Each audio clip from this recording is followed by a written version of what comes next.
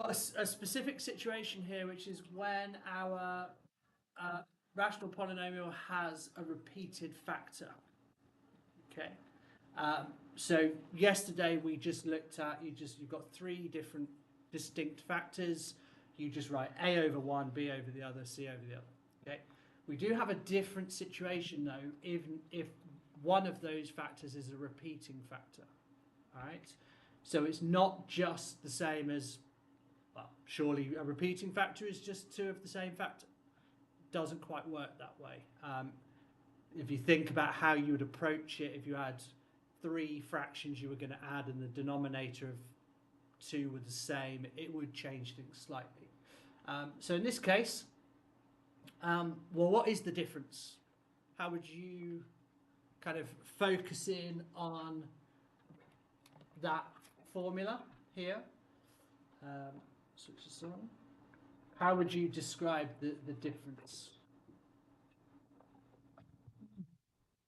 So this is the formula that we start, so that's the situation we start with, and here is how we express. How would you summarize the difference between that and what we were doing yesterday? The question is, have I just said, oh, well, this is just x plus p times x plus q times x plus q, and therefore done x over x plus p, b over x plus q, c over x plus q, which is what we did yesterday. Then we have yesterday that we have three different. Is b and c the same then? And now we have two same one. Yeah.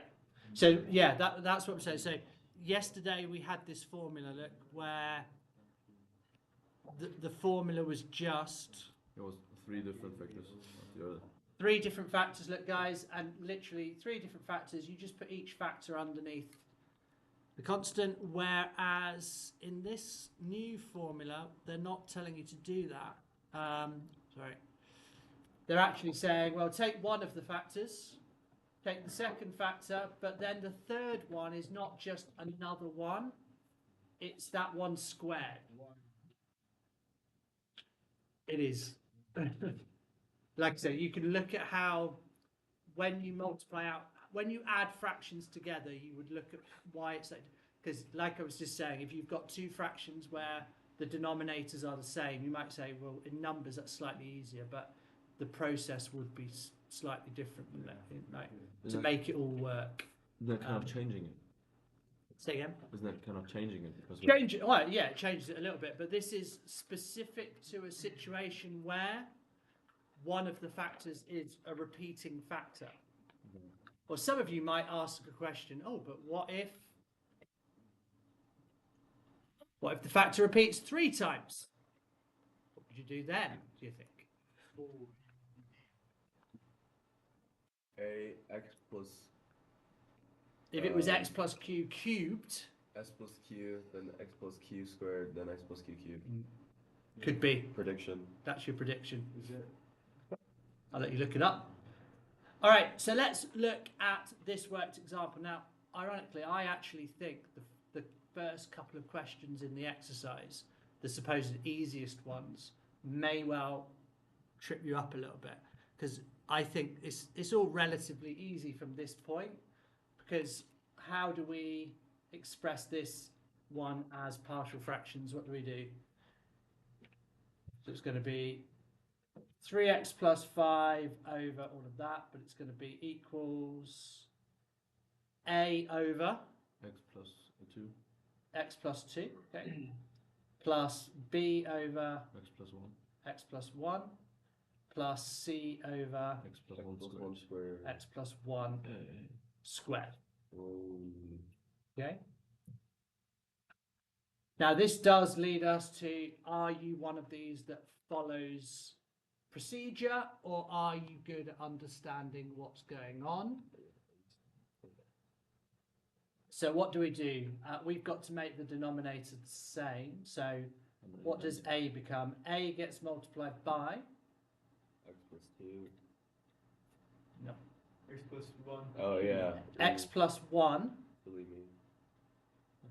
We've got to make all of these the X same. plus 1 cubed. No. Huh? x plus 1 squared. One. Well, because this one's going to get multiplied by x plus 1 squared. This one's going to get multiplied by x plus 1 and x plus 2. And this one's going to get only multiplied by x plus 2. And that will make all three denominators the same as this one, x plus 1 squared times x plus 2. So it's like those days when you were doing equivalent fractions to add them together. Did you actually find the lowest common multiple, or did you just multiply everything together because you knew that worked? Of course you did. So this is the lowest common multiple, isn't it, for the denominator? So we only need to multiply a by x plus 1 squared. Okay, so this is going to equal 3x plus 5. B needs to be multiplied by x plus 1 and x plus 2. And C needs to be only multiplied by x plus 2. Okay. So just always multiply by the factors under the other. Exactly. So you multiply by whatever you need to make all the denominators the same. So how do we go about solving this one then? So we're going to stick in x equals -1 first, okay? That makes 3 times -1 plus 5 equals 0 plus 0 plus, well, -1 plus 2 is 1, so plus c. So now we've got c equals 3 times -1, -3 plus 5 is 2. So c is 2. Mm-hmm. Okay. What can we put in next? X equals -2. So we've got 3 times -2 plus 5 equals, well, -2 plus 1 is -1. -1 squared is 1. So this is just a plus, well, 0 plus 0. A is 2 wasn't what? Oh no, A. So -6 plus 5 is -1. So A is -1.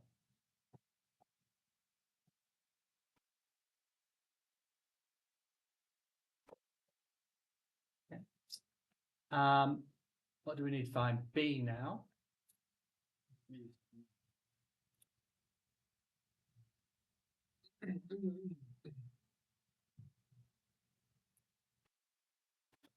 So, what's the issue here and how are you going to go about solving it?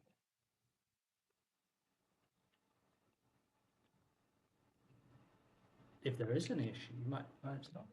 Two. I guess we can just put one negative to make it equal to. No, exactly, because obviously if you make either of the other two 0, your B is going to be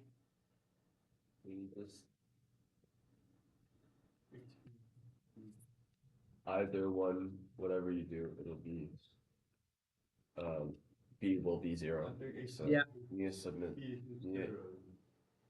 input something random or input something. not input, like let X be like 10 or something. You do that. So Cool. I'll give it a pause, give it a go. Pick a number, X equals 0 seems good. That makes the left hand side 5 equals. We already know that A, what would that be? 0. So that would be 0 plus 1 and 2. 1 times 2 is 2. Why would it be 0? 0 plus 1, isn't it? 1. Is it not? Oh, sorry, Yeah, yes. Is it not minus No, yeah, 1? I'm looking at the other. So that'd be A, wouldn't it? 0 plus 1 is 1. 1 squared is 1. So we've got A. Yeah, well spotted. A plus 2B. And then Plus 1. 2C. 2C. Okay, but what do we know? We Um, know that A is -1. We know that C is 2.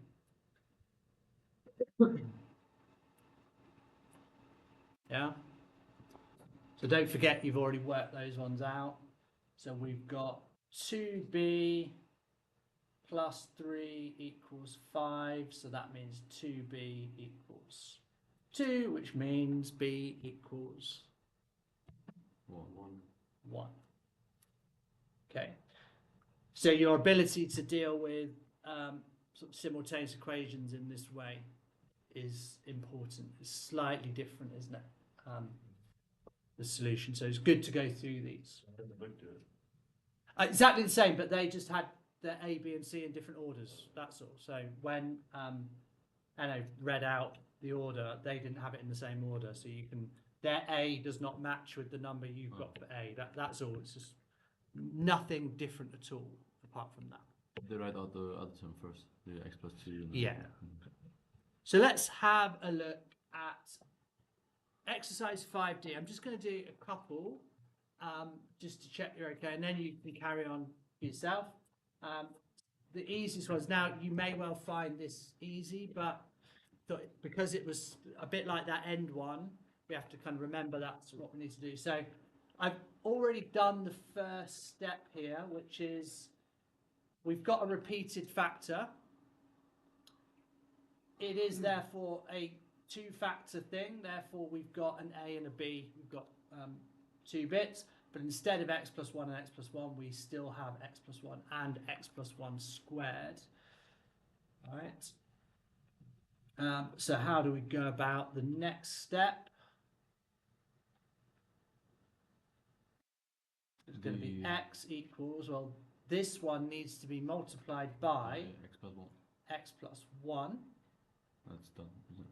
And then it's done, isn't it? Yeah. Yeah. So we've actually got a times x plus 1, not a plus 1. A times x plus 1 equal plus just b in this case. Oh, okay, yeah. And this is why I thought this was a little bit worth going through, because you can't make b, you can't just say b has to be 0. So there's a nice little technique for doing this. Anyone have any ideas what you would do? We just put minus 1 and Yeah. with minus 1 equals Okay, you can start with that. X equals minus 1, so that's minus 1 equals b. Yes. How do you find a? Any number again? So we've got x equals a times x plus 1 minus 1. Yeah. We just put any number, right? Okay. Such as 5. 5. 10. Okay. Let's do 5 equals 6a minus 1. So 4 4, equals 6a. 6a, Hmm. a equals 4 over 6. 2/3. Wrong. Not square either. What do we put? Minus 1 again, is it 2? I don't really understand. A equals- Have we made a wait, mistake what? somewhere? Why did you not, why did you subtract? Why did you subtract one from both sides? Good spotting. Again? So that should actually be minus 1. We should have actually plus 1 and Oh, yeah, made it's 6, oh, okay. It's A1. which means a is 1, which is the correct answer. Oh, okay, so it was just the. Oh, okay. I don't know. So we can put anything. Yeah, it worked with that, didn't it? Another method, just in case it's of interest for you, would be to do the following, which is to compare form and structure, which is if I expand this, I get x equals ax plus ab, a plus b, all right? A times x, a times 1 is a. All right, now this and this have to be the same thing. Therefore, the conclusions I can make is a must be 1 because there's a 1x. and a plus b must be equal to 0 because there's no plus anything. And if a is 1, b must be minus 1. So that's another way that you can do it by like we did with the other stuff, the polynomial division. We had the other way of comparing coefficients. Like this one. We've just done the same thing. All right. So put it in a form. So I know this is a constant, but on this side, look, it's x plus 0. So this has to be in the form of x plus 0, same as that. Therefore, a has to be 1, a plus b has to equal 0. All right. So considering that, the next one of the same form, quick practice before you go on. Just times x minus 2 again. And then Yeah. So we've got x equals a times x minus 2 plus b. plus b. And then we'll put minus x plus 2, sorry. So x plus 2. Then we have 2 equals plus b. So 2 equals 2 minus 2 is 0. b. Then I'll put a, so x equals a, So x equals ax minus times x minus 2, then plus 2. So just write that down the formula again. ax. Oh, a times x minus 2 Yeah, just write down plus 2. plus 2. Okay. And then for x we just put 5 again. Okay, 5 again. Equals 3a. 3a plus 2. Then we have 3a equals 3. 3, which means a equals 1 again. Okay, so this is continents that I want there again.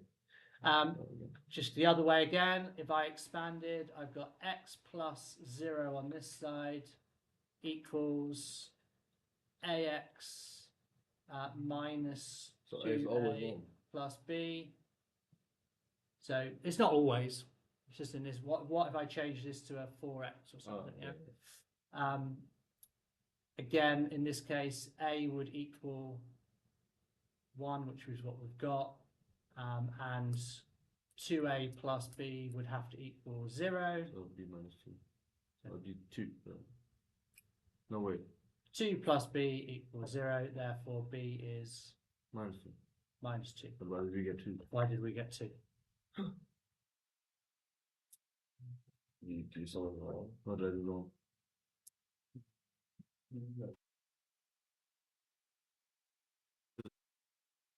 You tell me. We seem to have spotted a mistake somewhere, But or an I put x, inconsistency. Have I done something wrong? I put x for 2, and where 2 equals a times 2 minus 2 is 0. Or is there something wrong here? Minus 2. I didn't do that method, so. Oh, okay. Minus Let's 1 analyze this. minus 0. Are we happy with this? We think so, right? Because if you put minus Yeah. 2 in, Ah, it's minus 2 because it's cancelled out. so to minus 2 equals b, we should have. No, sorry, not No, minus 2. 2. It was 2, so it is 2. 2 is b. That must be correct. No, the right one is because it's ax minus that one, so it's minus minus 2 and it's plus, so is it? Yeah. it's So I've plus just whacked brackets around there because that's what I did with the other one, but we missed the point that it's actually ax minus. minus, it's got to be 2a minus b, hasn't it, to give me the plus b, Yes. if I put it in the brackets. Therefore, this would be minus b, sorry, minus b. Minus b is minus 2, therefore b is 2. Yes. So the lesson there, look, is when I had this expanded, ax minus 2a plus b, the constant is not just stick brackets around those together. The constant is minus 2a plus b. So if you want to You could have done. bracketed it, You could have done plus and then all the minuses on the inside. so there's different ways to do it, but just by chucking brackets in like that, obviously can lead to errors, and that's where your kind of understanding of algebra and positives and negatives will come into play. Right, so we've corrected that. That's good. worth checking both ways. I think that was okay. The next one, I just wanted to show you, well, what if the repeated factor is just an x squared? X plus. Same thing, x squared, x plus 4. I won't do the whole thing, but what does it become? It becomes a times X times X plus 4. x times x plus 4 And plus b X times plus 4. x plus 4 C times plus c X times squared. x squared. Okay, equals 16. All right, so just remember, go for the lowest common multiple. Right, over to you. It's exercise 5D on page 103. 103. 1